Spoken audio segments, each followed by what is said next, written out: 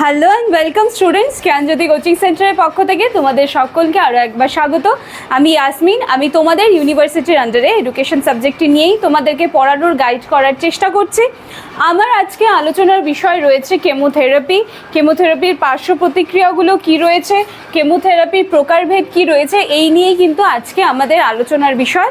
আলোচনা শুরু করার আগে আমি তোমাদের একটু বলে দিতে চাই, তোমরা যারা প্রত্যেক দিন কিন্তু আমাদের জ্ঞানজ্যোতি কোচিং সেন্টারের সাথে ইউটিউব ভিডিওসের মাধ্যমে যুক্ত হয়ে আছো, যারা আমাদের পেইড ব্যাচের স্টুডেন্টসরা আছো তারা তো আছোই, এর ছাড়াও যারা আমাদের সাথে কম বেশি এই ইউটিউব ভিডিওসের মাধ্যমে যুক্ত হয়ে আছো, কিন্তু তোমাদের জানা নেই যে যদি তোমরা আমাদের কাছে পড়তে চাও, আমি কখনোই এটা বলবো না যে আমাদের জ্ঞানজ্যোতি কোচিং সেন্টারের কাছেই তোমাদেরকে পড়তে হবে। আমি এটাই বলবো যে আমাদের যেরকম আমরা যেভাবে ক্লাসগুলো নিচ্ছি সেগুলো ভালো করে দেখো, তোমাদের যদি ভালো লাগে, তারপর যদি তোমরা আমাদের সাথে যুক্ত হতে চাও, আমাদের কাছে পড়তে চাও, তাহলে তোমাদের কি করতে হবে আমি একটুখানি তোমাদেরকে বলে দিচ্ছি।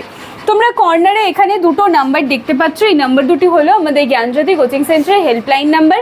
এই দুটি নাম্বারের মধ্যে যে কোনো একটি নাম্বারে কল করে কিন্তু তোমরা আমাদের সাথে অনায়াসেই যুক্ত হয়ে যেতে পারছো। তোমাদের কোর্স ডিউরেশন রয়েছে 6 মান্থসের। এছাড়া কোর্স ফি রিলেটেড আরও যা কিছু তোমাদের কোয়ারিজ রয়েছে, দুটি নাম্বারের মধ্যে যে কোনো একটি নাম্বারে কল করে কিন্তু তোমরা সলিউশন পেয়ে যাচ্ছ।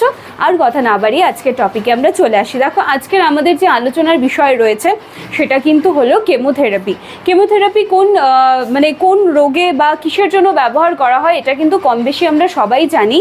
ক্যান্সার আক্রান্ত যারা রয়েছেন তারা যখন একেবারে ক্রিটিক্যাল পর্যায়ে পৌঁছে যান, তখন কিন্তু এই কেমোথেরাপি নামক যে চিকিৎসাটা রয়েছে সেটা কিন্তু করা হয়।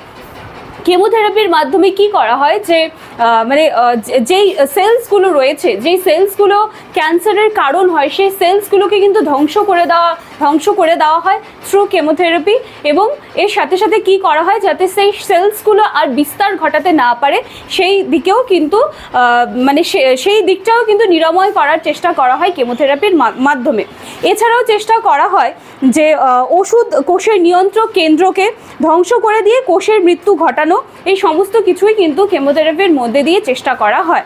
আচ্ছা, এরপরে দেখো এখানে আমি লিখেছি যে কেমোথেরাপির বিস্তারের চূড়ান্ত লক্ষ্য, কয়েকটা লক্ষ্য লিখেছি। দেখো লক্ষ্যগুলো কি কি রয়েছে: নিরাময় কেমোথেরাপি, নাম্বার 2 রয়েছে অ্যাডজুভেন্ট কেমোথেরাপি, নাম্বার 3তে রয়েছে নিউ অ্যাডজুভেন্ট কেমোথেরাপি, এবং 4 নম্বরে রয়েছে কিন্তু উপশমকারী কেমোথেরাপি। এই প্রত্যেকটাই কিন্তু এক একটা পর্যায়, ঠিক আছে।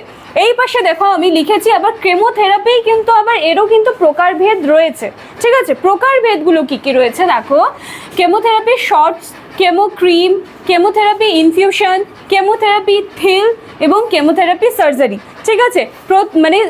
একজন রোগীর কী ধরনের কন্ডিশন রয়েছে সমস্ত কিছু কিন্তু পরীক্ষা নিরীক্ষা করার পরেই কিন্তু এই নানান ধরনের যে প্রকারভেদগুলো রয়েছে সেগুলোর পর্যায়ের মধ্যে দিয়ে কিন্তু রোগীদেরকে নিয়ে যাওয়া হয়। দেখো আমি একটুখানি বলে নিতে চাই যে এখানে কিন্তু আমি কেমোথেরাপির পার্শ্ব প্রতিক্রিয়াও লিখেছি। এর মানে কি, যখন এই কেমোথেরাপির মাধ্যমে ক্যান্সার তৈরি করা যে সেলসগুলো রয়েছে সেগুলোকে যখন ধ্বংস করা হচ্ছে, সেগুলোর যাতে আর বিস্তার না হয় সেগুলো যখন আটকে দেওয়া হচ্ছে, এর সাথে সাথে কিন্তু আমাদের শরীরে যে ভালো সেলসগুলো রয়েছে সেটাও কিন্তু কম বেশি ক্ষতিগ্রস্ত হয়, ঠিক আছে। সেটারও কিন্তু কিছু সাইড এফেক্টস রয়েছে। তো কি কি ধরনের পার্শ্ব প্রতিক্রিয়া বা কি কি ধরনের সাইড এফেক্টসগুলো আমরা দেখতে পারি, দেখো সেগুলো আমি একটু লেখার চেষ্টা করেছি, আশা করছি তোমরা ওখান থেকে দেখতে পাচ্ছ। ক্লান্তি, বমি বমি ভাব, অলসতা, মুখে ঘা, চুল পড়ে যাওয়া, কোষ্ঠকাঠিন্য, ক্ষুধা মান্দ, রক্ত শূন্যতা, এই সমস্ত কিছুই কিন্তু কেমোথেরাপির পার্শ্ব প্রতিক্রিয়া রয়েছে। অবশ্যই কেমোথেরাপি কিন্তু ক্যান্সারের মতো একটা মারণ রোগ থেকে বাঁচানোর জন্যই কিন্তু রোগীর উপরে অ্যাপ্লাই করা হয়, কিন্তু এর সাথে সাথে সে একটা নিজের সাইড এফেক্টসও রেখে যায়। তো এই হচ্ছে আজকে আমাদের আলোচনার বিষয়। ভালো করে দেখে নেবে এই ক্লাসটি। এই কেমোথেরাপির উপর নেক্সট দিন কিন্তু তোমরা আরেকটি ক্লাস পাবে। আজকের ক্লাসটা এইটুকুই থাকছে। আশা করছি আমি তোমাদের কেমোথেরাপি জিনিসটা তোমরা কম বেশি কিন্তু সবাই শুনে এসেছো, সবাই জানো। আমি জাস্ট একটুখানি সহজ ভাষায় জিনিসটা এক্স্যাক্টলি কি জন্য বা কিসের জন্য, আর তার প্রকারভেদগুলো কি কখন এগুলো কি বলবো, একজন রোগীর উপরে কখন এগুলো অ্যাপ্লাই করা হচ্ছে, সমস্ত কিছু কিন্তু একটু বলে দেওয়ার চেষ্টা করেছি। আশা করছি তোমাদের ক্লাসটি ভালো লাগবে। ভালো লাগলে লাইক, কমেন্ট, শেয়ার, সাবস্ক্রাইবার আশা রাখলাম। দেখা হচ্ছে নেক্সট দিনের ক্লাসে। Thank you.